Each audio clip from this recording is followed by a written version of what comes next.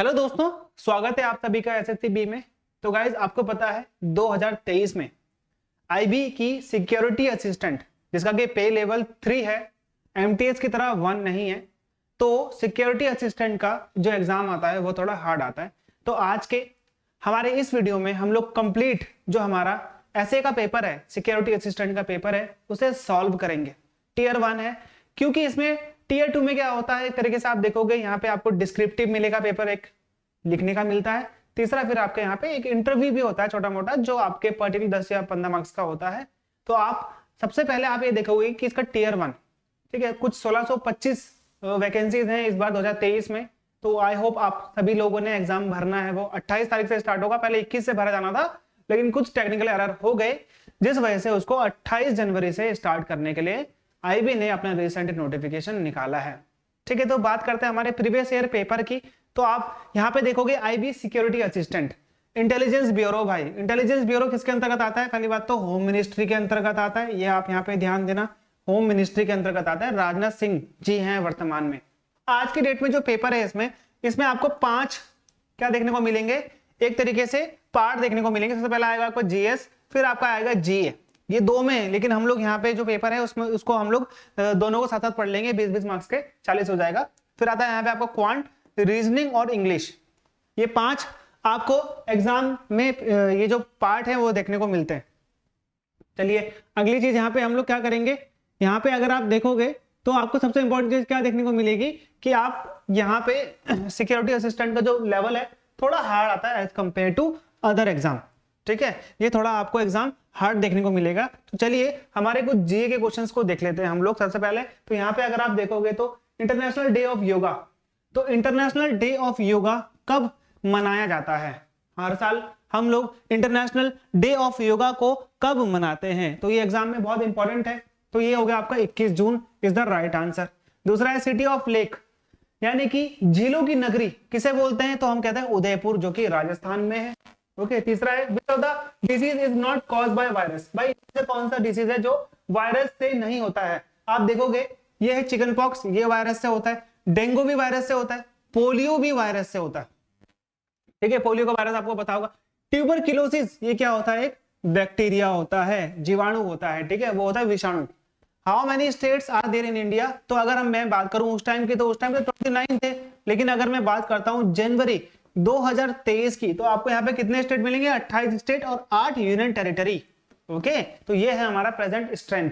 अकबर के काल में यहाँ पे जो लैंड रेवेन्यू था वो कौन देखता था? तो आप यहाँ पे ध्यान रखें, इसके 9 रत्न थे, अकबर के 9 रत्न थे।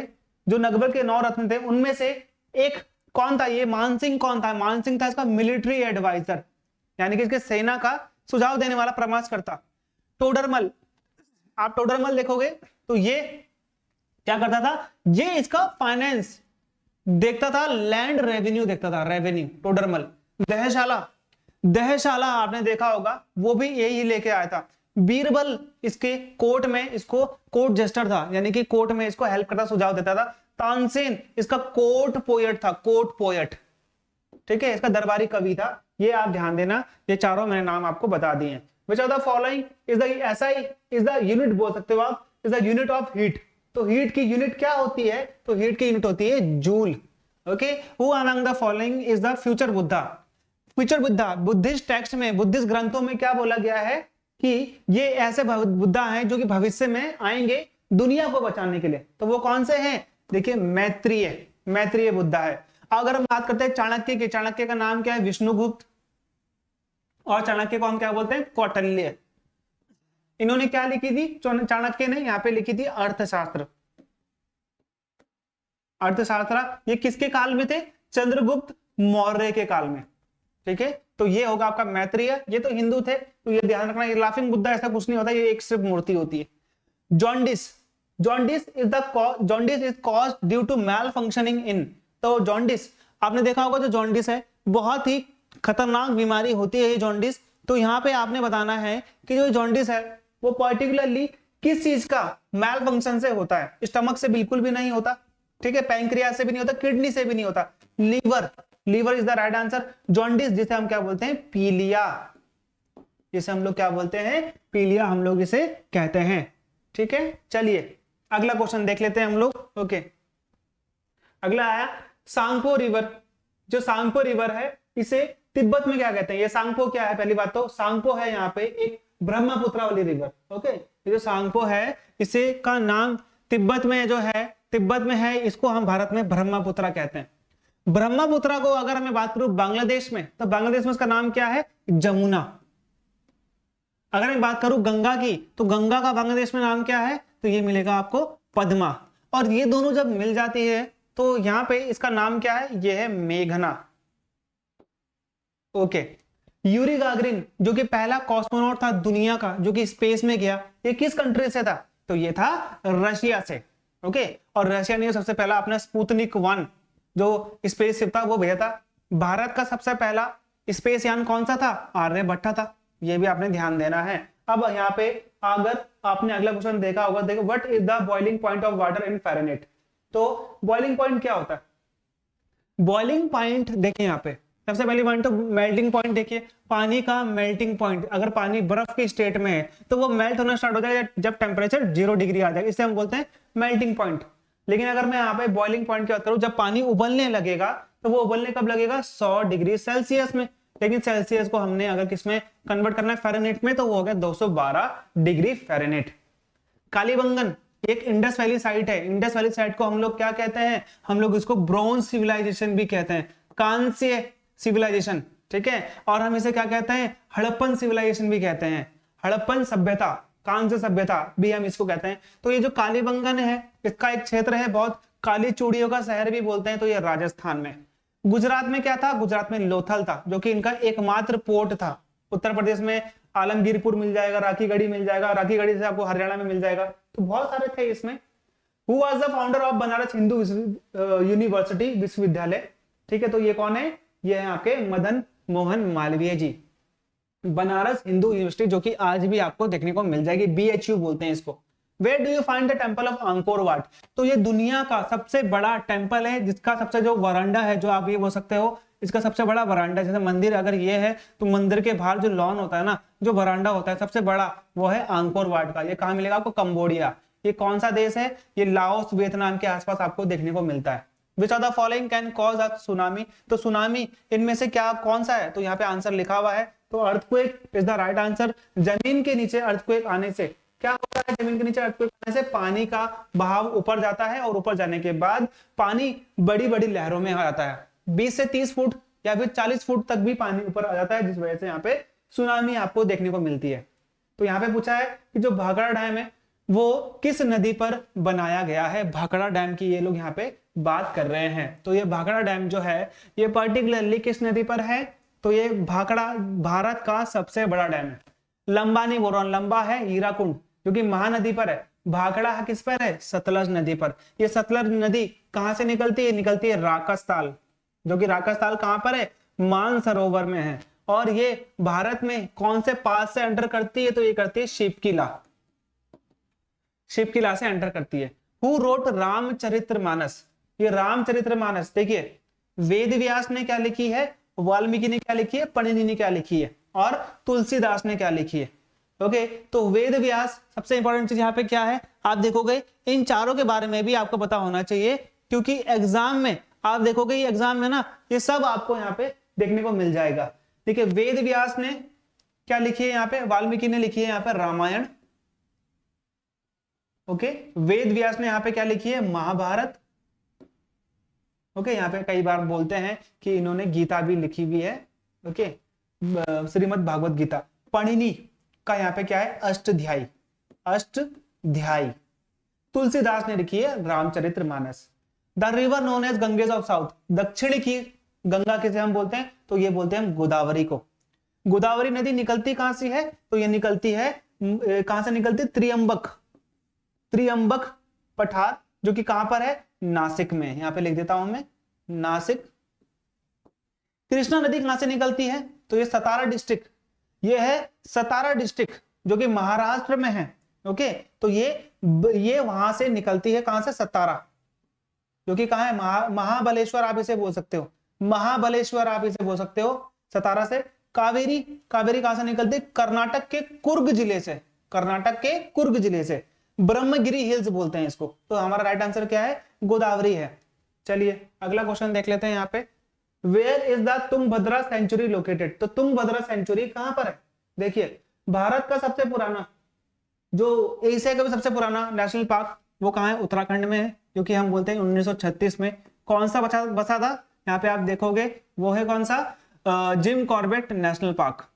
ठीक है, अब आता है असम। असम में एकमात्र एक बहुत फेमस है एक सींग वाला गैंडा के लिए एक national park, Kaziranga national park. Karnataka is the right answer. Tungabhadra sanctuary कहां पर है, कर्नाटक में। वेस्ट बंगाल में आपको क्या मिलेगा, वेस्ट बंगाल में सुंदरबन आपको मिलेगा, सुंदरबन वाइल्ड लाइफ सेंचुरी, यहाँ पे नेशनल पार्क भी देखने को मिलता है। Where is Nanda Devi mountain. Nanda Devi की हाइट कितनी है, नंदा देवी के 7, 8, 17 मीटर्स। ठीक है, ये भारत की तीसरी, थर्ड सबसे ऊंची चोटी है। अगर पहले में हम केटू को लेंगे, दूसरे में हम लोग किसको लेते हैं, दूसरे में कंचनजंगा को, कंचनजंगा को लेते हैं, क्योंकि केटू वाला जो है इसे कई बार भारत का नहीं माना जाता क्योंकि ये पीओके में है। ओके, सो आप यहाँ पे ध्यान देना। अगला है Jaya Samhita is the original name of. तो जया संहिता किसका ओरिजिनल नेम है? देखिए रामायण का नाम क्या है, तो रामायण का नाम क्या मिलेगा आपको, जया संहिता मिलेगा। अब ये जो बाकी आप यहाँ पे देख रहे हो ना, तो ये भी आपको बहुत इंपॉर्टेंट देखने को मिलता है, जय संहिता। तो जय संहिता रामायण का नाम, देखिए यहाँ पे मैं इसको मिटा देता हूं। जो जय संहिता है ये पर्टिकुलरली आपको कैसा मिलेगा, ये जय संहिता है महाभारत, रामायण नहीं है। रामायण किसने लिखी थी ये मैं आपको पहले भी बता चुका हूं, यह है वाल्मीकि। रघुवंशम किसने लिखी है, रघुवंशम मालविका अग्निमित्रम। ठीक है, कुमार संभवम, मेघदूतम, मालविका अग्निमित्रम हो गया, रघुवंशम हो गया। ओके, ये सब जो है मेघदूतम, ये सब किसने लिखी है, तो ये लिखी कालिदास ने। ओके, पंचतंत्र बच्चों की किताब है, तो ये किसने लिखी है, तो ये लिखी विष्णु शर्मा ने। महाभारत को हम बोलते हैं जय संहिता। रिकेट्स किसकी कमी से होता है, तो देखिए रिकेट्स किसकी कमी से होता है, विटामिन ए की कमी से क्या होता है, विटामिन ए की कमी से आपको मिलेगा नाइट ब्लाइंडनेस। विटामिन ए की कमी से आपको मिलेगा नाइट ब्लाइंडनेस, यहाँ पे लिख देता हूं मैं। विटामिन बी की कमी से क्या होता है, बेरी बेरी होता है, बेरी बेरी। विटामिन डी की कमी से क्या होता है आपका, यहाँ पे आपको रिकेट्स मिलेगा। क्योंकि सी की कमी से क्या होता है, सी की कमी से आपको मिलेगा स्कर्वी। डी से क्या होता है, रिकेट्स होता है। कैसे, तो आपको पता है कि अगर वो होगा तो खून का थक्का नहीं बनेगा। ठीक है, खून क्लॉट नहीं होगा। Who was the first women speaker of Lok Sabha. Lok Sabha में पहली महिला स्पीकर किसको बनाया गया, तो ये कौन थी, ये थी मीरा कुमार। ठीक है, प्रतिभा पाटिल तो भारत की क्या है, ये है पहली महिला राष्ट्रपति। ओके, मीरा कुमार थी पहले जब यूपीए के टाइम पे थी। तो इसके बाद कौन बनती है, सुमित्रा महाजन बनती हैं। ओके, अगला क्वेश्चन देख लीजिए, with which sport in term butterfly. तो बटरफ्लाई शब्द का हम किस खेल से संबंधित है, तो यह है आपका स्विमिंग से इसका संबंध है। The resolution for removal of vice president को निकालने के लिए अगर आपने प्रस्ताव लेके आना है, तो आप सबसे पहले प्रस्ताव कहां पे लेके आएंगे, तो वो लेके आएंगे आप राज्यसभा में। लेकिन अगर आपको प्रेसिडेंट को हटाना है तो आप दोनों में से किसी में भी ला सकते हो। यहाँ पे बात करिए उपराष्ट्रपति की। What happens when dilute hydrochloric acid is added to the iron filling? Iron filling क्या होता है, छोटे छोटे आपने देखे होंगे आयरन के टुकड़े, उसे हम क्या बोलते हैं, यहाँ पे आयरन फिलिंग कहते हैं। तो यहाँ पे हाइड्रोजन गैस एंड आयरन, यहाँ पे बोल रहा है क्लोराइड आर प्रोड्यूस। ठीक है, दूसरा बोल रहा है chloride gas and iron hydroxide are produce. तीसरा है no reaction take place, iron salt and water are produce. तो यहाँ पे क्या आएगा, hydrogen gas and iron chloride are produce, जिससे हमारा क्या होता है, आपका आयरन फिलिंग से यहाँ पे आपका आंसर आपको देखने को मिलता है। चलिए अगला, solution turns red litmus paper blue. तो ऑब्वियसली उसका पीएच, प्रेजेंस ऑफ हाइड्रोजन। ठीक है, प्रेजेंस ऑफ हाइड्रोजन आपको क्या होता है, उसका प्रेजेंस ऑफ हाइड्रोजन बोलते हैं, पोटेंशियल ऑफ हाइड्रोजन भी बोलते हैं कई बार। तो यहाँ पे आप देखोगे जो पीएच स्केल है, ठीक है, पीएच स्केल में किसी सॉल्यूशन का जो लिटमस पेपर है वो ब्लू हो गया, तो ऑब्वियसली ब्लू किसका होता है, जो बेस होता है, और बेस का हमेशा क्या होता है, 7 से ऊपर होता है। ओके, 7 से नीचे सारे क्या होंगे, एसिडिक होंगे, जो कि रेड होते हैं। जो एलिमेंट है रिएक्ट करता है ऑक्सीजन के साथ और एक कंपाउंड देता है, जो कि जिसका कि एक मेल्टिंग पॉइंट बहुत हाई होता है। This compound is also soluble in water, जो ये पानी में घुल जाता है। इस एलिमेंट को हम लोग क्या कहते हैं, तो आपको पता है सिलिकॉन नॉन मेटल है, मेटोलाइट में आता है, ये मेटल है। Calcium is the right answer, calcium होगा आपका आंसर। देखिए अगला बोल रहा है, खाना बनाते समय बॉटम में वेसल के, ठीक है, ये ब्लैक हो जाता है ऑन द आउटसाइड, तो इसका मतलब क्या होता है, इसका मतलब पता है क्या होता है? इसका मतलब ये होता है कि जो फ्यूल है ना वो कंप्लीटली बर्न नहीं हो रहा है, जो हमारा एलपीजी है वो कंप्लीटली बर्न नहीं हो पा रहा है, जिस वजह से यहाँ पे आपको अपने जो बर्तन होते हैं उसके नीचे कालापन दिखाई देगा। Which of the following statement is not correct about the trend when going from left to right. जब हमारा पीरियोडिक टेबल है जिसको बनाया था मेंडलीव ने, जब हम अपने पीरियोडिक टेबल में यहां से कहां जाते हैं, हम जाते हैं लेफ्ट से लेकर राइट में, लेफ्ट से लेकर राइट में जाते हैं, तो यहाँ पे क्या होगा इनमें से? The number of valence electron increase, atom lose of their electron more easily, oxide of the element became more acidic, या फिर बोल रहा है the element became less metallic in nature. तो यहाँ पे बिल्कुल सही बोल रहा है ये। तो सही बोलने का मतलब अर्थ क्या है? यहाँ पे जो बाकी चीजें हैं वो सारी की सारी होती हैं। ओके, तो यहाँ पे क्या बोल रहा है ये? तो ऑक्साइड एलिमेंट का ये तो बिल्कुल एसिडिक और बेस से तो कोई रिलेशन होता नहीं पीरियोडिक टेबल का, एसिडिक का मतलब नहीं होता। ठीक है, अगला देख लीजिए यहाँ पे किडनी जो होती है ह्यूमन बॉडी में, वो उसका मेन सिस्टम क्या होता है, मेन काम क्या होता है, या फिर मेन किसका पार्ट होता है?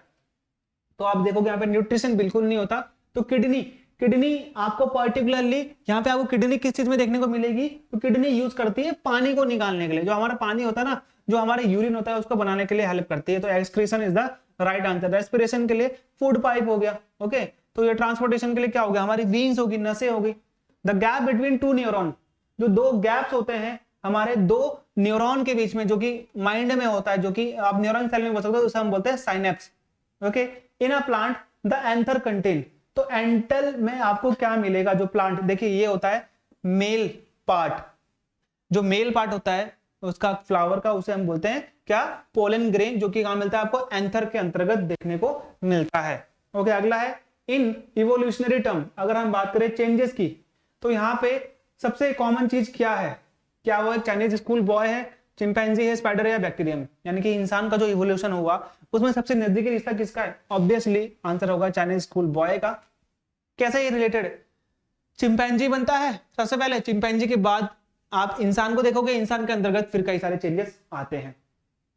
विच are the following material can not be used to make a lens, तो लेंस को बनाने में इनमें से कौन सा यूज नहीं होगा? वाटर का प्रयोग होता है, ग्लास का होता है, प्लास्टिक का होता है, ऑब्वियसली होता है। क्ले का प्रयोग नहीं होता है। The human eyes from the image of an object, जब जो ह्यूमन आई होती है उसमें किसी की इमेज बनाने है अपने ऑब्जेक्ट की, तो हम उसमें किसको देखते हैं? उसको देखते हैं हम रेटिना को। ठीक है, रेटिना में ही किसकी बनती है? इमेज बनती है ह्यूमन की। Okay, which of the following term does not represent electric power in a circuit? तो ये आपको पता है क्या होगा? इसका आंसर ये होगा आपका IR2। इसके लिए बहुत बड़ी कैलकुलेशन चाहिए, जिसमें काफी टाइम इसमें लग जाएगा। IR² इसका आंसर होगा। The device used for producing electricity, electricity को प्रोड्यूस करने के लिए आप कौन सा डिवाइस यूज करोगे? गैल्वेनोमीटर क्या करता है? एमीटर क्या करता है? करंट का करता है। ये करता है वोल्ट को पर्टिकुलर नापता है कितना है, एमीटर करंट को नापता है। ओके, जनरेटर क्या करता है? एक तरीके से इलेक्ट्रिसिटी पैदा करता है। विच of the following is not example of biogas, biomass energy? तो आपने बताना इनमें से कौन सा बायोमास एनर्जी का एग्जांपल नहीं है। तो आप यहाँ पे देखोगे भाई वुड होता है, बिल्कुल होता है, बायोमास एनर्जी है। गोबर गैस भी बिल्कुल है। न्यूक्लियर एनर्जी का बायोमास एनर्जी से कोई रिलेशन नहीं है, क्योंकि ये जो परमाणु शक्ति है, परमाणु शक्ति का प्रयोग हम किस में करते हैं? रिएक्टर्स में करते हैं, बाकी सब चीजों में करते हैं। अगला आया कि भाई जो फूड चेन है इनमें से कौन सा नहीं होता है? तो ये जो फूड चेन है पर्टिकुलरली आप यहाँ पे देखोगे which are the following constitute of food chain, तो इनमें से कौन? Grass, wheat and mango? नहीं, बिल्कुल ये तीनों एक दूसरे को नहीं खा सकते। Grass, goat and human? बिल्कुल ग्रास को खाएगा गोट, गोट को खाएगा ह्यूमन, ये बिल्कुल यहाँ पे ठीक है। अगला है क्वांट के क्वेश्चन है 20, देख लीजिए। यहाँ पे मैथ्स है, मैथ्स थोड़ी टफ आती है, इसके सभी के सभी क्वेश्चन हम लोग नहीं करेंगे, लेकिन जितने मैक्सिमम हो सकेंगे यहाँ पे मैं आप लोग को बता दूंगा। यहाँ पे सारे क्वेश्चन है 100 के 100 क्वेश्चन जिसका ये एग्जाम में आता है। देखिए, what are the highest common factor and lowest common multiple of? देखिए पहले तो HCF निकालना है और LCM निकालना है। तो देखिए आप LCM में क्या होगा, तो LCM में ये क्या होता है, जब आप इन तीनों का LCM निकालोगे अलग अलग 120, ये पता है आपको, ऐसे आप इसका LCM निकालोगे, तो जब आप यहाँ पे जो भी नंबर होंगे उनका डबल को हटा देना और सिंगल कर लेना, तो यहाँ पे आपका कितना आ जाएगा? सबसे मतलब कि सबसे बड़ी वैल्यू जिसमें ये तीनों जाते हैं, ये तीनों के टेबल में आता है सबसे बड़ी वैल्यू, तो 120 को अगर हम करेंगे 240, तो 240 आपको मिलेगा कि ये किसके टेबल में नहीं आता? तो यहाँ पे आप देखोगे 120 का डबल कितना होता है? ये होता है 240, तो ये 72 के टेबल में आपको नहीं देखने को मिलेगा, तो 72 में ये नहीं है, तो 360 में आपको मिल जाएगा। 360 हम देखेंगे तो 360 सबसे छोटा फैक्टर है जो तीनों के टेबल में आ रहा है। ओके, जो तीनों से कट रहा है। अब यहाँ पे ये तो निकाल दिया आपने एलसीएम, एचसीएफ कैसे निकालेंगे, हाईएस्ट कॉमन फैक्टर। अब आपने देखना है कि भाई 6, 72 और 120 किस एक टेबल में जा रहे हैं, ठीक है, किस एक टेबल में जा रहे हैं। तो ये पर्टिकुलरली आप देख रहे हो 6 के टेबल में 6 जाता है, और सबसे सबसे हाईएस्ट बता रहा हूं मैं, सबसे हाईएस्ट कौन सा टेबल है, इसके टेबल में ये तीनों जाता है, तो 6 6, यानी कि 6 के टेबल में तीनों जाते हैं। तो पर्टिकुलरली अब 7 के टेबल में 6 तो नहीं आएगा, 7 करूंगा मैं तो, ठीक है, 8 के टेबल में 72 तो आएगा, लेकिन 6 नहीं आएगा, तो ये 6 और 360 हमारा क्या हो जाएगा, ये अब ये वाला सेकंड वाला हमारा आंसर यहाँ पे हो जाएगा। ये देखिए क्वाड्रेटिक पॉलिनोमियल का है, ये ax स्क्वायर है, यहाँ पे आप इसको ax स्क्वायर लेके चलना है आप लोगों को, ठीक है। तो ये है आपका ax स्क्वायर, ओके। तो यहाँ पे बहुत चीजें इंपॉर्टेंट है आपके लिए जो आपको देखने को मिल जाएंगी, ये है हमारा आंसर। अब यहाँ पे बोला है if in two linear equation ax plus by is equal to q and dx plus ey is equal to f and a upon d is equal to b upon e is equal to c upon f, then what is which of the following is true about the two equation। तो इन two equation से क्या following करते हो, तो यहाँ पे बोला है दे रिप्रेजेंट कोइंसिडेंट लाइन, तो यहाँ पे क्या है, they incident the coincident line, यहाँ पे आपका आंसर होगा root of the quadratic equation 2x square. यहाँ पे आपने रूट निकालना है तो ऑब्वियसली ज्यादा टाइम लग जाएगा इसमें, तो आप देख सकते हो इसका आंसर कितना है, 16 है। अगर हम सॉल्व करेंगे तो इसका आंसर कितना आएगा, 16 आएगा। सम ऑफ ऑल पॉजिटिव इंटीजर, देखिए इसका ना एक सिंपल सा मैं आपको फॉर्मूला बताता हूँ। एक आएगा आपका n प्लस 1 अपॉन 2, n क्या होता है आपकी लास्ट टर्म कितनी है आपकी 100 है, फिर आपका 100 प्लस 1 अपॉन 2, तो ये कितना हो गया 100 प्लस कितना हो गया यहाँ पे आपका 100 प्लस इंटू 101, तो यहाँ पे कितना आ गया, यहाँ पे आप 101, यहाँ पे आप 2 से इसको क्या कर दीजिए, डिवाइड कर दीजिए, 50 हो गया, 50 इंटू 101, तो आपको ये मिल जाएगा आपका आंसर 5050। ओके, ये है हमारा answer. If area of a similar triangle, आप सिमिलर ट्राइंगल का एरिया देख रहे हो, तो यहाँ पे आपको बता देता हूँ इसको सॉल्व कैसे करोगे आप। देखिए ABC अंडर रूट आ जाएगा, फिर DEF अंडर रूट आ जाएगा, ये आप देख रहे हो ये अंडर रूट, और यहाँ पे आपका आ जाएगा AB, और यहाँ पे आ जाएगा आपका दूसरा EF का स्क्वायर। यहाँ पे आप देखोगे तो अंडर रूट हमने दोनों को हटाने के लिए हमने अंडर रूट करा और इसको यहाँ से हटा दिया, ठीक है। तो ये कितना हो गया ऊपर 64 अपॉन 121, इनका टोटल अंडर रूट है, और ये AB का स्क्वायर यहाँ पे रहेगा, और यहाँ पे भी आपने EF का स्क्वायर लिया था, दोनों तरफ से स्क्वायरिंग करेंगे तो एक का स्क्वायर हट जाएगा। ओके, तो यहाँ पे कितना हो गया, ये हो गया 8 और ये हो गया आपका 11 इज इक्वल्स टू यहाँ पे AB का स्क्वायर, AB आ जाएगा, फिर यहाँ पे EF आपका दे देगा 15.4, और ऐसे आप क्रॉस मल्टीप्लाई करोगे तो यहाँ पे आपका आंसर 11.2 आ जाएगा। अगला बोल रहा है area of the triangle which vertices, ये वर्टिसेस आपको दे रखे, ठीक है, जो कि ग्राफ में होते हैं। तो आप कुछ इस प्रकार से अगर फॉर्मूला लगा के ये काम करेंगे, अगर आप ये सॉल्यूशन करेंगे, ये देख लीजिए वाला फॉर्मूला, तो आप पर्टिकुलरली इसका आंसर निकाल पाएंगे। अब यहाँ पे देखिए अगला क्वेश्चन, इसमें ट्रिग्नोमेट्री से पूछा गया है 2 × 10 30 अपॉन 1 + 10 स्क्वायर 30, तो यहाँ पे ये बहुत इंपॉर्टेंट है, तो ये आप इजीली कर सकते हो, उसकी आपने वैल्यू निकालनी है sin 60 की।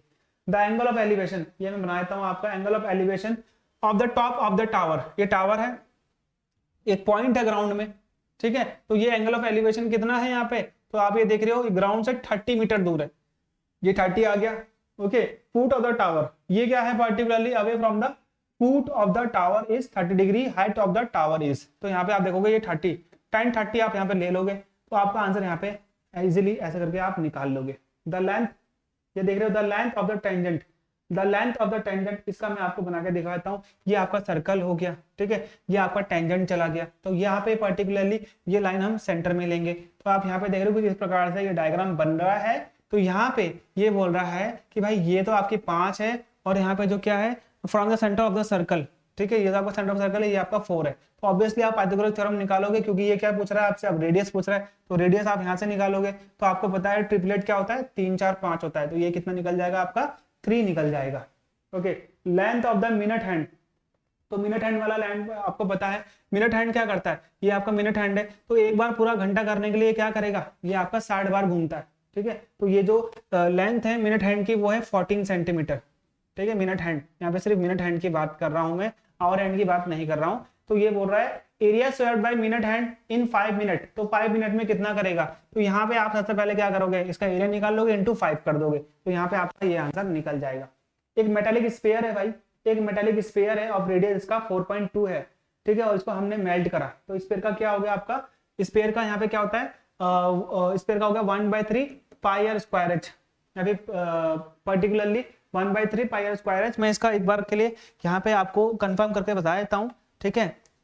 तो यहाँ पे अगर आप देखोगे इसका तो आपको ज्यादा इसमें हैवी नहीं मिलेगा, 4/3 पाई आर, 4/3 है, ये है pi r cube, okay, 4/3 pi r cube इसका आपको फॉर्मूला देखने को मिलता है किसका, स्पेयर का। और यहाँ पे अगर हम इसको मेल्ट करेंगे उसको हम लोग किसमें लेके आएंगे, इसको हम लोग लेके आएंगे किसमें, पर्टिकुलरली सिलेंडर में। तो सिलेंडर का क्या होता है, ये होता है पाई आर स्क्वायर एच, ये इसका फॉर्मूला होता है, ये हो गया पाई, ओके, ये हो गया पाई। तो यहाँ पे इक्वल टू कर देना दोनों को, यहाँ पे आपने रेडियस में ये रख देना है 4.2 4.2 4.2, पाई से पाई काट देना यहाँ पे, ठीक है। तो यहाँ पे अब आपने बताना है जो आपका रेडियस है, आप देख रहे हो, अब इन्होंने देखो यहाँ पे मैं लिख देता हूँ 4/3 इंटू पाई, आर कितना है यहाँ पे 4.2 इंटू 4.2 इंटू 4.2, ये तो हो गया किसका, ये तो हो गया आपका स्फेयर का। फिर यहाँ पे आएगा आपका किसका, ये हो गया आपका पाई आर स्क्वायर एच, तो पाई है, और आर स्क्वायर क्या है आपका 6 इंटू 6 है, क्योंकि ये किसका है, सिलेंडर का है, और एच आपने निकालना है, ये बोल रहा है यहाँ पे हाइट निकालनी है। तो पहली बात तो आप याद रखना, यहाँ पे पाई से पाई कट गया, ठीक है। फिर ये 4.2 4.2 4.2 ये रह गया, और 6 इंटू 6 रह गया। तो आपने यहाँ पे पहले तो ये काट लेना है 3 से 2 जा, ओके, ऐसे करके आपने यहाँ पे पूरा का पूरा काट लेना ऊपर नीचे करके। फिर आपका यहाँ पे क्या आंसर बच जाएगा, जो आपका यहाँ पे आंसर आना होगा पर्टिकुलरली वो आंसर आपका यहाँ पे आ जाएगा। अब यहाँ पे ये बहुत सिंपल है प्रोबेबिलिटी का। तो ये बोल रहा है भाई एक बैग है जिसमें आपके 3 ब्लू है, 2 व्हाइट है और 4 रेड है। अब ये बोल रहा है भाई मार्बल का क्या पॉसिबिलिटी है, ठीक है, कि भाई वो क्या होंगे, वो व्हाइट होंगे। पहली बात तो नंबर ऑफ टोटल आउटकम और total number of outcome, total number of outcome क्या है और पॉसिबल आउटकम क्या है। टोटल नंबर ऑफ आउटकम कितने, 3 + 2 + 4 5 6 7 8 9, तो यहाँ पे कितने हो गए 6, और यहाँ पे कितना हो गया 9 हो गया, और यहाँ पे व्हाइट कितने हैं, व्हाइट है 2, तो यहाँ पे 2/9 आपका आंसर हो जाएगा। और विच of the following can not be the probability of an event, तो यहाँ पे आप याद रखना हमेशा इवेंट कभी भी माइनस में नहीं होता है, इवेंट कभी भी माइनस में नहीं होता है। मीन ऑफ द ग्रुप, आपने देखा होगा मीन पर्टिकुलरली यहाँ पे आपका मीन पूछा गया है, तो ये क्या होगा, तो mean of the group data calculated using direct method, assume means method और स्टेप डेविएशन मेथड, तो ये क्या आएगा पर्टिकुलरली इज द सेम, यहाँ पे हमेशा ये सेम होते हैं। विच of the following is the prime number, prime number बहुत इजी है, जो खुद के और 1 के टेबल से जाते हैं, तो ये इसमें से आप देख रहे हो 7 है। अगला आप देख रहे हैं यहाँ पे पॉलिनोमियल क्या है, जो कि मैं आपको आंसर यहाँ पे बता देता हूँ, ठीक है। तो पॉलिनोमियल ज्यादा इंपॉर्टेंट नहीं, आप देख सकते हो ज्यादा क्वेश्चन नहीं आए हैं इसके, लेकिन फिर भी हमने करना बहुत जरूरी है, ठीक है। तो ये पॉलिनोमियल आप देखो, पी की एक्स की वैल्यू यहाँ पे आपने पहली बार तो निकालनी है, और एक्स की वैल्यू पुट करने के बाद आपने अपना आंसर निकालना है। यहाँ पे आपसे ट्राइंगल पूछा गया भाई एबीसी, एबीसी की आपको साइड दे रखी है, आपको एबीसी का पर्टिकुलरली सेंटीमीटर में भी दे रखा है, तो यहाँ पे आपने एंगल निकालना है, ओके। जो जैसे आपका यहाँ पर ट्राइंगल हो गया, ये आप देखते हो यहाँ पर ट्राइंगल हो गया आपका यहाँ पे ए बी सी, ओके। तो ये आपका 6√3 दे देगा, फिर आपका यहाँ पे ए सी दे देगा 12 और बी सी दे देगा 6। तो आपने यहाँ पे जो एंगल है पर्टिकुलरली ये एंगल बताना है किस एंगल के आधार पर है, okay.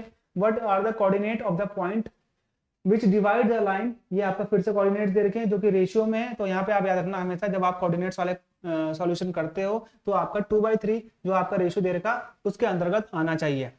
Volume of a cone with radius r and height h, तो यहाँ पे आप ध्यान देना कि भाई कोन का क्या होता है वॉल्यूम का फॉर्मूला, तो ये कितना होता है कोन का वॉल्यूम का फॉर्मूला, तो ये कई बार एग्जाम में आ रखा है, तो ये आप ध्यान देना हमेशा क्या होता है 1/3 पाई आर स्क्वायर एच, 1/3 तो 1/3 रहेगा, पाई रहेगा, आर क्या है इसमें r इंटू आर, तो ये आर स्क्वायर हो जाएगा, और h क्या है इसमें h है। तो यहाँ पे आप देख रहे हो ये वाला बिल्कुल सही बैठ रहा है।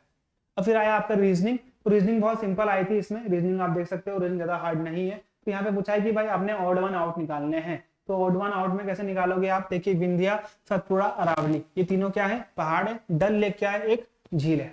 यहाँ पे आप देखिए ऑड वन निकालना है, गंगा, यमुना, ब्रह्मपुत्र और कावेरी, आपको पता है ये तीनों कहाँ बहती है, नॉर्थ में बहती है, और ये कहाँ बहती है, साउथ में बहती है। तो ये अलग हो गया, यहाँ पे ये अलग हो गया। अब यहाँ पे आपने ऑड निकालना है, एमीटर, थर्मामीटर, बैरोमीटर और ये टेम्परेचर। देखिए ये तीनों मेजर करते हैं, और टेम्परेचर खुद की एक यूनिट है, ये कुछ मेजर नहीं करता है, ठीक है। अगला देख लीजिए यहाँ पे find the odd one out में क्या है आपका, मैंगो, एप्पल, पोटैटो, ब्लैकबेरी। तो मैंगो, एप्पल और ब्लैकबेरी क्या है, ये होते हैं फल, पोटैटो क्या है, सब्जी है। Find out the odd one, एजल, ईटानगर, त्रिपुरा, शिलोंग। एजल ईटानगर अरुणाचल प्रदेश, शिलोंग मेघालय, और मिजोरम की क्या है, एजल। यहाँ पे त्रिपुरा एक स्टेट है, ना कि कैपिटल है। ओके, यहाँ पे अगला क्वेश्चन देख लीजिए भाई, आपने अगले क्वेश्चन के बारे में बताना है। यहाँ पे आपने क्या करना है, रिलेशनशिप बताना है, जैसे कि कॉपर और मेटल में। तो अब यहाँ पे समझ सकते हो कि भाई कॉपर क्या है, एक मेटल है, तो ये मेटल उसने बता दिया कि भाई किसके अंतर्गत ये आता है। तो यहाँ पे आप देखोगे कौन सा आएगा, ये देखिए, पेन पेंसिल नहीं, फर्नीचर वुड नहीं, भाई फर्नीचर बहुत चीजों का भी हो सकता है, इंजन कार नहीं होगा, इंजन किस में आता है, ऑटोमोबाइल में आता है। पेपर एक क्या होता है, हमेशा मसाला होता है, ये सही है। ग्रेनरी और व्हीट, ग्रेनरी क्या होती है, जहाँ पे हम अनाज रखते हैं, तो ये व्हीट क्या है, जहाँ पे हम लोग अनाज, उसमें से एक व्हीट रखा हुआ है, तो लेक का वाटर नहीं होगा। वाइन का ग्रेप्स नहीं, वाइन ग्रेप से तो वाइन बनती है, ठीक है। गैलरी में आप आर्ट की जगह बहुत कुछ रख सकते हो। आर्काइव, आर्काइव क्या होता है, जहां पे हम पुरानी चीजों रखते हैं और वहां पे क्या रखते हैं, हम डॉक्यूमेंट्स रखते हैं, तो ये होगा हमारा राइट आंसर। अब ये बोल रहा है अल्बानिया और यूरोप, अल्बानिया कहां पर है, यूरोप में है। तो वैसे ही सिडनी कहां पर है, ऑस्ट्रेलिया में है या नहीं है, ठीक है। आप देखोगे अल्बानिया, अल्बानिया एक कंट्री है जो कि यूरोप एक कॉन्टिनेंट है, ठीक है। तो यहाँ पे ऑस्ट्रेलिया नहीं, ओशिनिया होगा कॉन्टिनेंट। फिर आप देखोगे कॉन्गो साउथ अमेरिका में नहीं है, बिल्कुल नहीं, अफ्रीका में। बेंगलुरु इंडिया, इंडिया में नहीं है, एशिया में। अगर कॉन्टिनेंट देखो, कोटेडी आइवरी, ये अफ्रीका कॉन्टिनेंट में है। ओके, तो आप देखोगे यहाँ पे, तो ये है इंपॉर्टेंट। अगर अगला देखेंगे question, uranium nuclear power plant, तो यूरेनियम का यूज हम क्या करते हैं, 235, ओके, 235 और 239, 238 या 39 आपने सुना होगा। तो यूरेनियम का हम यूज कहाँ करते हैं, न्यूक्लियर पावर प्लांट में करते हैं। तो वैसे कोल का वॉशरी में करते हैं, नहीं होगा। सैंड का हम कहाँ करते हैं, सी में नहीं होता बिल्कुल भी। कोल का हम यूज कहाँ करते हैं, थर्मल पावर प्लांट में। जो आपने देखा होगा, जो क्या करते हैं, थर्मल पावर प्लांट जो पार्टिकुलर जमीन की गर्मी से क्या करते हैं, एक तरीके से इलेक्ट्रिसिटी को पैदा करते हैं। स्टीम, यह है फर्नेस, नहीं होगा बिल्कुल। तो हमारा आंसर क्या है, थर्ड। हल्लीकर काव, ये काव की एक ब्रीड है, ओके। तो डैश हंट डॉग, ये बिल्कुल डॉग की एक ब्रीड है, तो ये राइट आंसर होगा। गिर तो एक क्या है, गिर एक नेशनल पार्क है, जो कि किसके लिए, लायन के लिए, जो कि गुजरात में। लैम, ये तो शीप का बच्चा होता है, ठीक है। फोल, ये होता है हॉर्स का बच्चा, ये आप ध्यान देना यहाँ पे, ओके। चलिए अगला क्वेश्चन देख लेते हैं। In which number series what number should we come next, कौन सा आएगा नेक्स्ट में। देखिए 7 है, फिर आएगा आप क्या, यहाँ पे देखिए एक एकदम मार रहे हैं, 7, 8, 9, फिर क्या आएगा, यहाँ पे 10 आएगा, क्योंकि ये 10, 11, 12, यहाँ पे आएगा 13, ठीक है। यहाँ पे 10 हो गया आपका answer. What comes next, RUXAD, तो RSTU 3 हो गया, UWVX 3 हो गया, ABCD, तो ये 3 प्लस हो रहा है, तो DEFG, ओके। यहाँ पे आगे आपका G आ गया, EFG। अब ये बोल रहा है 7th day of the month is 3 day earlier than Friday, तो 7 डे 1 2 3 4 5 6 7, तो 7 डे क्या है, 3 डे अर्लियर है फ्राइडे से। तो अर्लियर फ्राइडे कौन सा हो गया, ये हो गया फ्राइडे, ठीक है। तो ये 3 दिन पहले क्या हो गया आपका, यहाँ पे आप देख रहे हो, तो ये 3 दिन पहले, फ्राइडे से पहले क्या, थर्सडे, वेडनेसडे और ट्यूसडे। तो ये ट्यूसडे, वेडनेसडे, थर्सडे, फ्राइडे, तो ये ट्यूसडे हो गया, और ये 10वां दिन क्या है, फ्राइडे है। अब ये पूछ रहा है यहाँ पे कि भाई 19वां दिन क्या होगा, तो ऑब्वियसली 17वां दिन दोबारा से क्या आएगा, फ्राइडे आएगा, और फिर 18, 19, 20, Friday, Saturday, Sunday, Monday, Saturday, Sunday, ठीक है। ये क्या बोल रहा है, 17, 18, 19, ये वाला 19 वाला बोल रहा है, ठीक है। तो 17 में क्या पढ़ रहा है, फ्राइडे पढ़ रहा है, तो संडे आपका क्या हो जाएगा, राइट आंसर हो जाएगा। अब यहाँ पे आप ऑन का देख रहे हो, on is related to rain and bond is related to NODB, okay. तो यहाँ पे सेम वे में टीयर इज रिलेटेड टू, तो टीयर किससे रिलेटेड है, देखिए आप RA, यहाँ पे आप देख रहे हो RA, ये R और A सबसे पहले आ रहे हैं, N और O आ गया, ये आ गया A और E, तो यहाँ पे आ गया आपका A और E। बस आपने इतना भी देख लिया, आपने देखा कि आपके बाकी ऑप्शन में तो A ही है नहीं, आपने सीधा टिक मार दिया, आपने बाकी देखा भी नहीं, यहाँ पे आपका टाइम भी बच गया।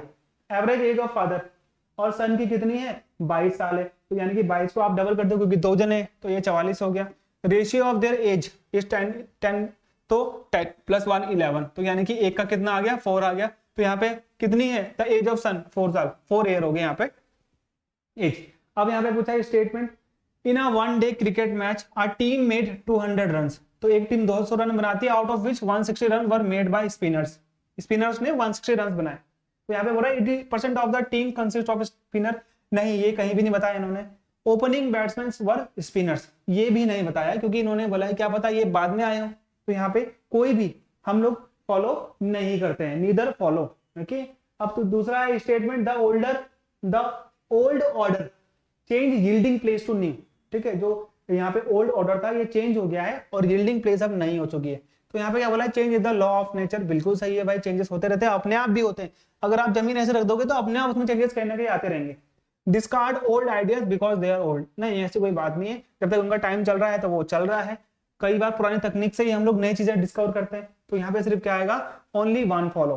फिर आता है आपका because of growth in production of aluminium, aluminium की ग्रोथ की वजह से यहाँ पे नेशनल एल्यूमिनियम कंपनी ने यहाँ पे बहुत ग्रोथ करी और इंडिया सेल्फ सफिशिएंट हो गया एल्यूमिनियम में। तो यहाँ पे बोल रहा है कि ये previously India has had to import aluminium, तो यहाँ पे प्रीवियसली, अगर इसके बाद से अगर हम लोग देखेंगे तो ये क्या बोलता है कि भाई इंडिया यहाँ पे क्या पहले से प्रोड्यूस करता है, और दूसरा यहाँ पे क्या बोल रहा है कि भाई इंडिया को क्या करना चाहिए, यहाँ पे इंडिया को पर्टिकुलरली यहाँ पे एक्सपोर्ट एल्यूमिनियम करना स्टार्ट कर देना चाहिए। तो यहाँ पे बोल रहा है कि भाई प्रोडक्शन हम लोग किसका बढ़ा रहे हैं, एल्यूमिनियम का, बाय NAC का। तो जब प्रोडक्शन बढ़ा रहे हैं तो हमें इसको क्या करना है, एक्सपोर्ट करना है। बढ़ा के क्या फायदा है, घर में रख के तो कोई फायदा नहीं है। तो यहाँ पे ये बोल रहा है कि यहाँ पे पहले से हम लोग इंपोर्ट करा करते थे, बिल्कुल करा करते थे। तो यहाँ पे सेल्फ सफिशिएंट तभी हो पाएगा और ग्रोथ तभी करनी है, तो यहाँ पे बहुत फॉलो हो जाएगा। अब यहाँ पे mangoes, all mangoes are golden in colour, तो यहाँ पे बोल रहा है कि जो मैंगोज हैं वो गोल्डन कलर के। No golden colour things are cheap, जिनका गोल्डन कलर नहीं है वो चीप होती है। तो यहाँ पे ऑल मैंगोज आर चीप, तो यहाँ पे ऐसा नहीं है। Golden colour mangoes are not cheap, यानी कि वो महंगे हैं, तो यहाँ पे सिर्फ ओनली 2 फॉलोज, ये हो जाएगा आपका 2 वाला। अगला है jade plant has thick leaves and it requires little water. तो यहाँ पे बोल रहा है जेड प्लांट क्या होते हैं, उनकी जो लीव्स होती है वो थिक होते हैं और उसमें कम पानी चाहिए। तो यहाँ पे जो प्लांट्स होते हैं with thick leaves require little water, तो जो ऑल प्लांट्स हैं जिसमें लीव जो है थिक है, रिक्वायर लिटिल वाटर। तो ये ऐसा कुछ नहीं है, ठीक है। यहाँ पे सारे जो प्लांट होंगे इनके जो लीव्स होंगे अगर वो थिक भी नहीं हुए तो क्या वो पानी कम लेंगे, ऐसा कुछ नहीं है। तो यहाँ पे दूसरा है जेड प्लांट में grow in place where water is not abundant. तो यहाँ पे ऑब्वियसली जेड प्लांट कहाँ पे उगते हैं, यहाँ पे पानी की हमेशा कमी होती है, जैसे कि आपका राजस्थान डेजर्ट वाले इलाके हो गया। अगला हो गया यहाँ पे इंग्लिश आ गया आपका, इंग्लिश देख लीजिए। कंप्लीट द सेंटेंस, यहाँ पे आपने अच्छे से एक सेंटेंस डालना है जो कि इसको क्या करता हो, पूरा करता हो। Pleasure and pain are inseparable facets of human existence. तो यहाँ पे क्या आएगा, ऑफ। तो यहाँ पे आप देख रहे हो ऑफ डायरेक्टली मैंने सीधा लगा दिया है। Is there dash fitness centre near your home, क्या ये बोल रहा है is there a fitness centre, he has hardly read dash book. तो he has hardly read the book, ठीक है, क्योंकि ये सिंगल फॉर्म की यहाँ पे बात कर रहा है। तो सिंगल फॉर्म में जब ये बात करते हैं यहाँ पे, तो ये क्या बोल रहा है यहाँ पे, यहाँ पे इसका आंसर आएगा, ठीक है। अब अगला है death of pain is real and affect one's body mind and spirit. तो क्या होगा, एक्सपीरियंस ऑफ पेन, नॉट इंग, क्योंकि ये कंटिन्यू नहीं कर रहा है। Experience of pain is real and affect one's body. Okay, he drove with dash care and hands was fined by traffic police. तो यह बोल रहा है कि भाई ये लिटिल केयर के साथ गाड़ी चला रहा था, इस वजह से ट्रैफिक पुलिस ने इसको पकड़ लिया। Dash culture diversity attract tourist from all over the world. तो यहाँ पे ये बोल रहा है कि भाई जो इंडिया, तो यहाँ पे आप देख रहे हो इंडिया का मतलब इंडिया का कल्चर जो डाइवर्सिटी है वो अट्रैक्ट करता है किस चीज को, यहाँ पे जो पर्टिकुलरली आप देख रहे हो ऑल ओवर द वर्ल्ड में अगर हमको जानते हैं तो वो इंडिया के कल्चर के वजह से जानते हैं। I have been dash doctor whose name figured in the Times of India. I have been to the doctor आएगा, I have been to the doctor. Obviously an और any तो नहीं आएगा। The dash monkey that escaped from the Delhi zoo were found eating bananas in the fruit shop. तो the 3 monkey आएगा या many monkey आएगा या all monkey आएगा। तो ये किस चीज के बारे में यहाँ पे बात कर रहा है, तो यहाँ पे पर्टिकुलरली ये 3 मंकीज के बारे में बात कर रहा है, क्योंकि सभी की बात नहीं कर रहा है यहाँ पे, ऑल मंकीज तो नहीं होगा, सबको तो आप देख नहीं सकते ना। तो ये 3 मंकीज कहां पर थे, ये फ्रूट शॉप में थे। We are dash to go out for a picnic tomorrow. तो यहाँ पे आप देख रहे हो कि हम लोग प्लानिंग, क्योंकि ये कल के लिए प्लानिंग कर रहे हैं, अभी ये गए तो है नहीं, तो यहाँ पे प्लानिंग आएगा। The train must dash reach Delhi by now. तो ट्रेन जो आपकी ट्रेन है वो पर्टिकुलरली क्या होगा यहाँ पे, कि यहाँ पे आप देख रहे हो वो बता रहा है the train must have reached Delhi by now. तो यहाँ पे उसको पहुंचना चाहिए था, that is have. Okay, select the word जो मिसस्पेल्ड है। तो यहाँ पे अगर आप देखोगे तो मैंने ऑब्वियसली यहाँ पे आंसर रख दिया है, तो आपको आंसर नहीं दिखना चाहिए मेरे हिसाब से, ठीक है, मैं आपको आंसर नहीं बताऊंगा। Select the word spelled incorrectly. तो ये मिसचीफ है, तो मिसचीफ की स्पेलिंग क्या होती है, MISCHCE, मिसशीफ की क्या होगी CHIF। तो यहाँ पे आप देखिए, ये आपको यहाँ पे दिखेगा बिल्कुल सही स्पेलिंग। तो यहाँ पे क्या है MISCHIEF, तो यहाँ पे क्या लिखा है MISCHEIF, CHIEF होता है, ये आप ध्यान देना। यहाँ पे अगला है, यहाँ पे देख लीजिए, ये हो गया select the word spelled incorrectly. तो इनमें से कौन सा जो वर्ड है इनकरेक्टली, फैमिलियर बिल्कुल ठीक है, सिन भी ठीक है, हैमर भी ठीक है, ग्रामर GRAMMAR होता है ना कि दूसरा, ठीक है AR होता है ग्रामर, ठीक है। Select the word spelled incorrectly, तो यहाँ पे फोकल बिल्कुल ठीक है, वोकल ठीक है, लोकल ठीक है, व्हीकल, व्हीकल की स्पेलिंग क्या होती है VEHICLE, ये होता है हमारा राइट आंसर। चलिए अगला क्वेश्चन देख लेते हैं। Select the word spelled incorrectly, तो इनमें से कौन सा वर्ड जो है इनकरेक्टली, देखिए कौन सा है, कारपेंटर बिल्कुल ठीक है, डॉक्टर बिल्कुल ठीक है, प्लम्बर, डेंटिस्ट DENTIST होता है, डेंटिस्ट सिंपल होता है। सेलेक्ट द वर्ड स्पेल्ड, जो कि इसमें से इनकरेक्टली स्पेल्ड है, क्रेटर बिल्कुल ठीक है, लावा ठीक है, अर्थ ठीक है, वोल्केनो लिखा हुआ है, वॉल्केनो होता है, वॉल CANO। अब यहाँ पे देखिए अगला क्वेश्चन है, जो कि लास्ट के 4 क्वेश्चन है। यहाँ पे आप देखोगे the person who believe in God, तो हम उसे क्या बोलते हैं, जो पर्सन जो गॉड को मानता है, भगवान को मानता है, उसे हम क्या बोलते हैं, उसे हम बोलते हैं थीस्ट। तो ये हो गया आपका थीस्ट। ये सिनिक क्या होता है, सिनिक वो होता है जो व्यक्ति ये मानता है कि हर कोई जो इंसान होता है, जो काम करता है वो सिर्फ अपनी भलाई के लिए करता है, यानी कि एक तरीके से ये बोल सकते हैं कि मतलब इंसान। एथीस्ट हो गया जो भगवान को नहीं मानता है। Story of individual by himself, अपनी स्टोरी खुद लिखना, तो हम उसे क्या बोलते हैं, ऑटोबायोग्राफी। बायोग्राफी क्या है, जब कोई और लिख रहा है। हिस्ट्री क्या है, जो क्रिएट हो चुकी है, जो पुराना है। A book of paper written in hand, जो बुक है कोई अगर हैंड से लिखी हुई है तो हम उसे क्या बोलेंगे, यहाँ पे मैन्युस्क्रिप्ट बोलेंगे, ठीक है। जैसे कि रामायण हो गया, जैसे कि आपका संविधान हो गया, जैसे कि आपका यहाँ पे महाभारत हो गया, पंचतंत्र हो गया। एडिशन क्या होते हैं, उसके एडिशन अलग अलग आते रहते हैं। ड्राफ्ट क्या होता है, अभी तक चल रहा है काम। और नंबर ऑफ शिप जब बहुत सारे होते हैं नेवी में, तो हम उसे क्या बोलते हैं, यहाँ पे हम उसे बोलते हैं फ्लीट। ओके, तो ये ध्यान देना आप, यहाँ पे हम उसे बोलते हैं फ्लीट। गैलेक्सी क्या होता है, गैलेक्सी होता है, उसमें सारी की सारी चीजें होती है, स्टार्स होता है, प्लैनेट्स होता है, सन होता है। कॉन्स्टिलेशन क्या होता है, ग्रुप ऑफ स्टार्स। ग्रुप क्या होता है, पर्टिकुलर झुंड होता है। और यंग काउ, एक यंग काउ को हम क्या बोलते हैं, कैटल तो सारे मवेशी होते हैं, गाय बैल भैंस। हर्ड क्या होता है, हर्ड होता है यहाँ पे झुंड। ओके, और यहाँ पे काफ इज द राइट आंसर। एक यंग काउ को हम क्या बोलते हैं, काफ कहते हैं। तो यहाँ पे आपने टोटल कितने क्वेश्चन देख लिए, यहाँ पे आपने 100 क्वेश्चन देख लिए, जिसके 5 यहाँ पे आपको सेक्शन देखने को मिलेंगे। एक पहले आपका GS, GA, फिर आपका क्वांट, फिर आपका रीजनिंग, फिर आपका यहाँ पे इंग्लिश, ठीक है। तो ये 5 थे, जो कि आपके कितने थे, 20-20 मार्क्स के थे, 20-20 मार्क्स के थे। ये आपका यहाँ पे कितने हो जाएंगे, 100 क्वेश्चन हो जाएंगे, 100 मार्क्स के हो जाएंगे। तो आप देखिए आपने कितना मार्क्स लेके आए। और हाँ, मैथ थोड़ी इसमें टफ आती है, तो आप लोग पढ़ लेना मैथ्स का, क्वांट पढ़ लेना। क्वांट में काफी आपका जो ट्रिग्नोमेट्री वो आता है, पॉलिनोमियल्स भी आता है, पॉलिनोमियल्स भी आप लोगों ने पढ़ना पड़ेगा। तो आपको कैसे लगा वीडियो कमेंट में जरूर बताना, और किसका प्रीवियस ईयर पेपर लेके आना वो भी मुझे बता देना, तो सो दैट मैं आपके लिए उसका वीडियो बना दूं। और यहाँ पे सबसे इंपॉर्टेंट चीज, SSCB टेलीग्राम चैनल है, टेलीग्राम चैनल है, उसमें मैं सारे के सारे कंटेंट डालता रहता हूँ।